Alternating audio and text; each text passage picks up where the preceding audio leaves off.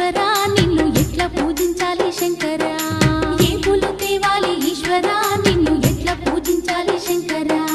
కోటి మహిమలతోని కొలువైన కోటప్ప నిన్ను పూజించిన జన్మే ధన్యమయ్యా ఏ పూలు తేవాలి ఈశ్వరా నిన్ను ఎట్లా పూజించాలి శంకరా ఏ పూలు తేవాలి ఈశ్వరా నిన్ను ఎట్లా పూజించాలి శంకరా